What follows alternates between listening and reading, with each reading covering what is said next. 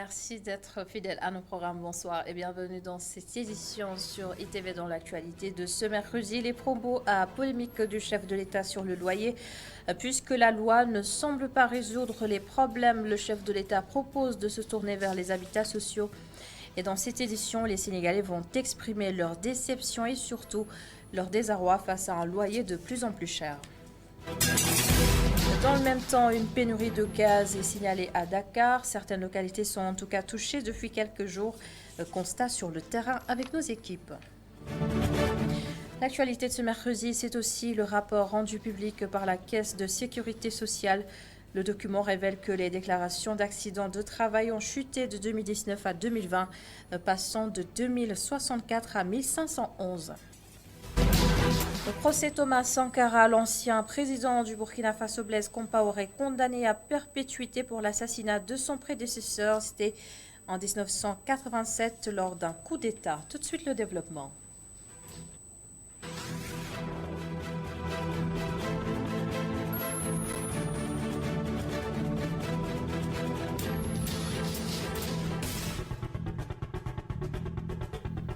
En aveu d'échec, voilà comment beaucoup ont qualifié la déclaration de Macky Sall sur la problématique du loyer. Pour rappel, le chef de l'État a dit que la loi existante ne résout visiblement pas la question et l'unique option, c'est de se tourner vers l'habitat social. Les ménages se retrouvent donc entre le marteau et l'enclume. Voyez ce reportage de Aïssatou Kane et Moussa Fall. À Sacré-Cœur, d'aucuns n'ont pas été indifférents aux propos du président de la République sur la location. Ne pas forcer la main aux bailleurs est très normal au regard de ce père de famille. Les logements sociaux sont la véritable solution. L'espoir est permis. C'est le président, nous devons croire en sa parole. Les logements sociaux vont nous soulager. Niet riposte cet habitant de la Sicap Liberté. Les logements sociaux ne sont que des leurs. Tenir ses propos, c'est renflouer les bailleurs. Macky Sall ne devrait pas tenir ce langage. Il ne fait que renforcer le pouvoir des bailleurs. Ce n'est pas normal. Les logements sociaux, je n'y crois même pas, de toute façon. Très remonté, Sarodi Boy africain estime que ces propos démontrent un aveu d'impuissance de la part du régime. Ils ne vont jamais diminuer la location car ils sont les bailleurs, ils sont les propriétaires de tous les immeubles de la ville. C'est une fuite en avant du président de la République. Laissons-le faire, il va bientôt finir son mandat. Au chef de l'État de soutenir les bailleurs afin qu'ils puissent se plier à leurs directives, poursuit-il.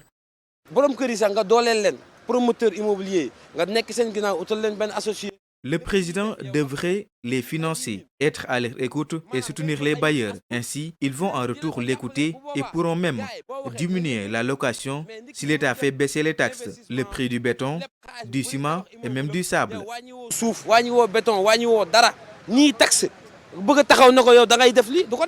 Exaspérés, certains de nos interlocuteurs se livrent à eux-mêmes et ne savent plus à quel sens se vouer face au diktat des bailleurs. Et vu la polémique que ça a suscité, nous avons alors sollicité l'avis d'un expert, le directeur général de la SNHLM, invité de Ken Ouaskanuit cet après-midi sur ITV. Mamadou Diane Simeng explique comment les habitats sociaux peuvent soulager les Sénégalais. Regardez. Je suis d'accord avec le président de la République quand il dit que l'alternative à la cherté des loyers, c'est le développement des logements sociaux, une question qui a toujours préoccupé nos gouvernants avec la création de la SICAP et de la SNHLM, mais aujourd'hui plus qu'hier. Aujourd'hui plus qu'hier, ce qui a amené le président à mettre en place le projet des 100 000 logements. Moi, je pense qu'il vient de le dire, mais il l'avait déjà à l'esprit. Et la deuxième chose qui me fait dire cela, c'est que la SNHLM, depuis 1999, n'avait même pas reçu de foncier de l'État. Et pour la première fois, le président de la République vient de nous doter de 50 hectares dans la région de Dakar. Le logement est cher parce que ça répond aux règles du marché. Quand la demande est trop forte, forcément, le bailleur a la possibilité de fixer un loyer au prix fort. C'est vrai, on parle d'aveu d'échec. Pour moi, tel n'est pas le cas, parce qu'il n'est pas possible pour tout ce qui est de l'écosystème du logement, de pouvoir avoir une maîtrise parfaite, parce qu'il y a certains éléments qui ne dépendent pas du gouvernement, qui ne dépendent pas du président de la République. Depuis hier, on parle de détournement, de malversation concernant votre prédécesseur. Qu'en est-il exactement? Oui, je ne souhaite pas m'épancher sur cette question, mais parce qu'en arrivant à la SNHLM, cet immeuble-là n'était plus dans le patrimoine de la SNHLM, ça a été vendu. Mais la seule chose que je puis vous dire, c'est que le directeur général que j'ai remplacé avait bien l'autorisation du conseil d'administration pour vendre cet immeuble, et les vérifications qui ont été faites me permettent de dire aujourd'hui que ça s'est passé dans les règles de l'art, mais je ne m'épancherai pas davantage sur la question puisque, comme je vous l'ai dit, c'est un immeuble qui n'était plus dans le patrimoine de la SNHLM quand j'arrivais en 2019. Un autre coup dur que risquent de subir les ménages. Une pénurie de gaz est annoncée à Dakar et cela se confirme dans des quartiers comme à Grand Dakar, où nos équipes se sont d'ailleurs rendues et sur place. Le charbon de bois est en marche en attendant un retour à la normale. Reportage signé Mamadou Dian et Seydina Mbaye. Dans son restaurant à Grand Dakar, Fatou Faye s'active sur le repas du midi en ce mois de Ramadan. Le gaz butane est l'option principale de cette jeune dame restauratrice. En cas de rupture, Fatou n'a qu'une seule alternative, le charbon de bois. Peut-être la rupture ne va pas durer, mais mon alternative, c'est le charbon de bois. Je suis obligée de faire avec. Le charbon est le choix également de ces mères de famille, en pleine discussion, confirmant le manque de gaz butane dans ce secteur de Dakar.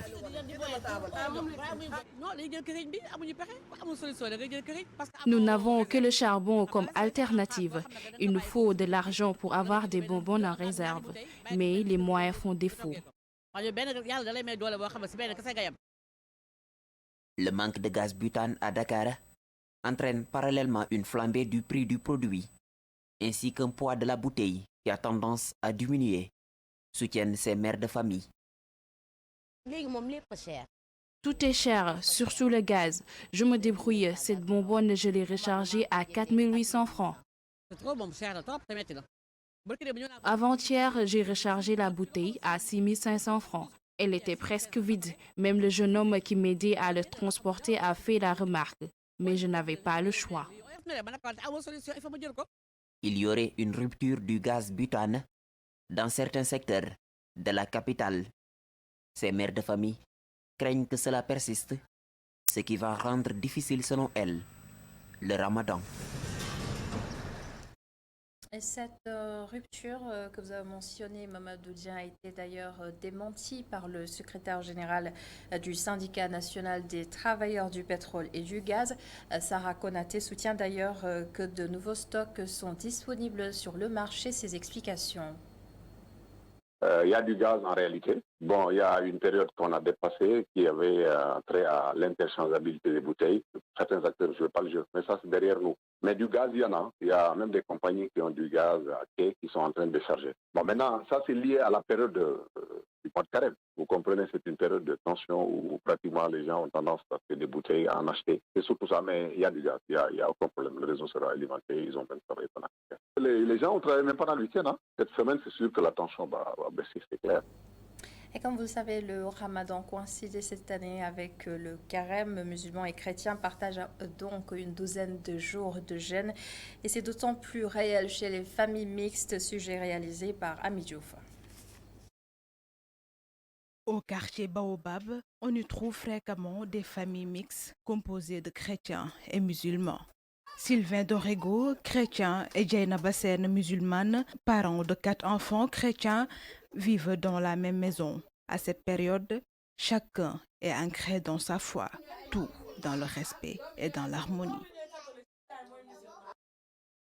Un seul repas est servi dans la journée à l'heure de la rupture, une situation qui arrange Jaina Bassène qui s'occupe de ses enfants et de son mari.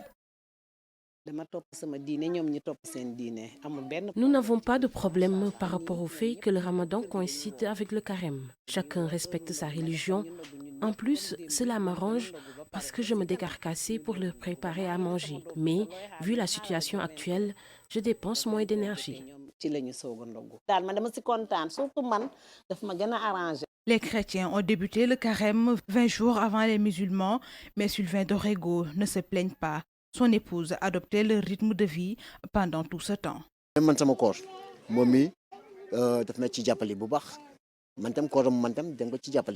En tant que chrétien, elle me soutenait quand nous avons démarré le carême. Elle ne prenait pas les repas de midi, mais depuis que les musulmans ont démarré, nous attendons tous le repas convivial du soir. Francisco Dorego, leur fils, a suivi la religion de son père.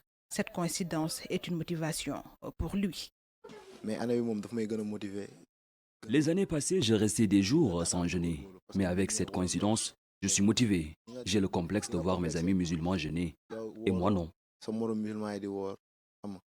Dans cette famille mixte, chacun respecte la croyance et les traditions de l'autre, surtout en cette période. Le dialogue islamo-chrétien en marche dans cette famille. Merci beaucoup, Amélie pour ce reportage. À présent, l'autre titre de ce mercredi sur les accidents de travail qui ont considérablement chuté de 2019 à 2020. Selon la Caisse de sécurité sociale, les déclarations sont passées de 2064 à 1511. Elle invite en même temps les entreprises à être plus constantes dans les cotisations sociales. Plus de détails avec Mamadou Sy et Mafalfal. La Caisse de sécurité sociale, en marge de la célébration de la 26e journée africaine de la prévention, veut insister cette année sur la question de la prévention dans les entreprises du secteur informel. Il y a nécessité de prendre en compte ce secteur dans la gestion des risques. La question de la prévention ne saurait être l'apanage simplement des entreprises structurées, mais également interpelle pour en tout cas une large part les entreprises du secteur informel, même si en termes de représentation, nous nous rendons compte que les politiques qui sont mises en œuvre au niveau des entreprises visent davantage les entreprises du secteur structuré. Les risques sont souvent présents en entreprise.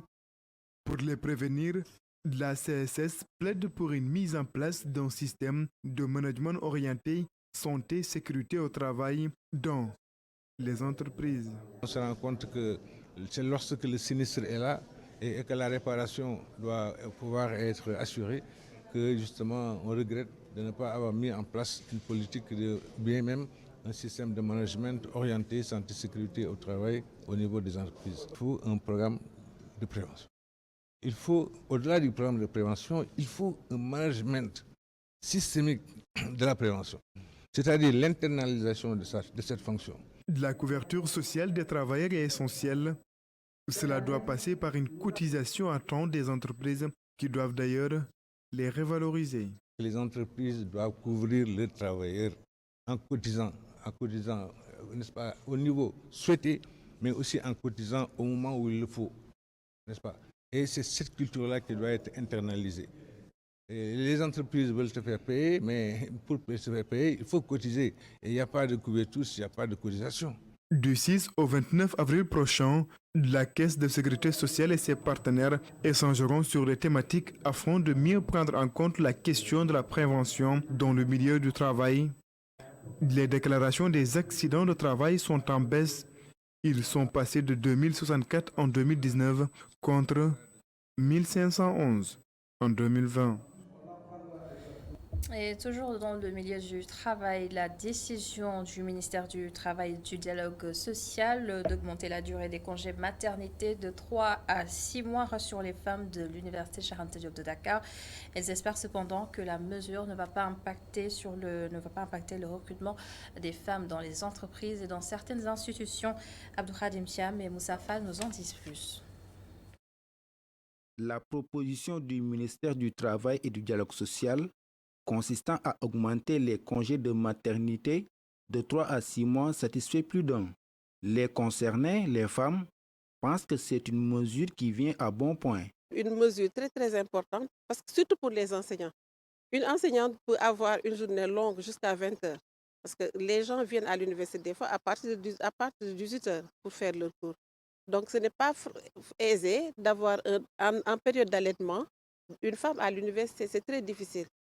Après les cours, elles sont souvent très malades. nous allons demander au recteur de nous installer une crèche au niveau de l'UCAD. Cette mesure ne peut point entraver l'accès des femmes aux entreprises. Non, je ne pense pas, parce qu'il faut le dire, hein, le leadership actuellement, après la mondialisation, la forme de leadership qui est de mise, c'est le leadership transformationnel. Et les femmes ont plus d'atouts pour être des leaders en ce moment qu'avant. Tout ce qui est vraiment féminin va avoir son impact sur ce type de leadership-là. Que ce soit l'écoute, la capacité de dialoguer, la capacité de convaincre, etc. Les femmes ont plus d'atouts actuellement, à mon avis, pour diriger. Cependant, l'accès des femmes aux postes de responsabilité, surtout dans l'enseignement supérieur, est limité. C'est une question compliquée et dont la réponse relève plus de la recherche. Je pense que nos sociologues, nos anthropologues, nos économistes et d'autres spécialistes des sciences sociales vont se pencher sur la question et vont pouvoir y apporter les réponses idoines.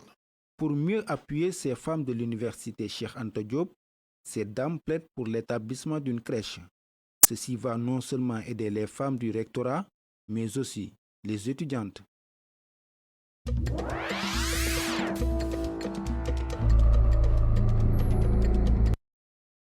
Les actualités internationales en images. D'abord, le procès Thomas Sankara, l'ancien président du Burkina Faso, Blaise Compaoré, a été condamné aujourd'hui par contumace à la prison à perpétuité pour sa participation à l'assassinat de son prédécesseur Thomas Sankara. Le commandant de sa garde Hyacinthe Kafando et le général Gilbert Diendéré ont également écopé de la prison à vie. Il aura donc fallu plusieurs années d'instruction, l'audition de plus de 110 témoins et 6 mois d'audience pour en arriver à ce verdict. À noter également, aucune circonstance atténuante n'a été retenue pour ces 3 accusés, reconnus donc coupables d'atteinte à la sécurité de l'État et complicité d'assassinat, et ils perdent en même temps toutes leurs distinctions militaires. En Guinée, l'ancien Premier ministre Dr Ibrahim Kassori Fofana et 3 de ses ministres ont été inculpés aujourd'hui également par la Cour de répression des infractions économiques et financières. Ils sont tous poursuivis pour détournement de deniers publics et leur procès va s'ouvrir le 11 avril prochain. Au Cameroun, la grève générale annoncée ce jeudi n'aura pas lieu. Le collectif des syndicats des travailleurs et associations des consommateurs veut entamer le dialogue avec le gouvernement. Il revendique notamment l'augmentation des salaires dans la fonction publique et exige en même temps pour le secteur privé la revalorisation du salaire minimum qui est de 36 000 francs CFA, soit l'un des plus faibles en Afrique centrale. Présidentielle française à présent, à moins d'une semaine de l'élection, la campagne n'a toujours pas connu de grande effervescence et comme vous le savez, les candidats privilégient plus les plateaux de télévision et les visites de proximité. Correspondance à Paris, Abdoulatif Diop. À moins d'une semaine du scrutin présidentiel en France, la campagne électorale reste toujours timorée chez les différents états-majors. Les 12 candidats privilégient la plupart les plateaux de télévision, les émissions radio et les visites de proximité. La situation sanitaire fragile en France et la guerre en Ukraine en sont pour beaucoup sur la non-effervescence de la campagne présidentielle française. Ce n'est que cette semaine qu'Emmanuel Macron, candidat à sa propre succession, a organisé un meeting de grande envergure à l'Arena de la Défense pour faire le bilan de son premier mandat à la tête de la France. Son principal challenger, Marine Le Pen, quant à elle, n'a pas encore jusque-là organisé un grand rassemblement comme elle avait l'habitude de le faire. Les novices Valérie Pécresse, Éric Zemmour, Fabien Roussel et Yannick Jadot, eux, multiplient les visites de proximité pour essayer de convaincre les électeurs indécis. Le vieux routier Jean-Luc Mélenchon est le seul à organiser un peu régulièrement des meetings de grande envergure. Les derniers sondages propulsent en tête le président Macron avec 22,5% des intentions de vote contre 18% pour Marine Le Pen au premier tour. Au second tour, les sondages révèlent que le candidat d'En Marche remporterait les élections avec près de 53% devant la candidate du Rassemblement national qui engrangerait 47% des votes français. Les Français iront aux urnes le 10 avril prochain pour le premier tour et le second tour du scrutin est prévu 2 semaines plus tard, à savoir le dimanche 24 avril 2022.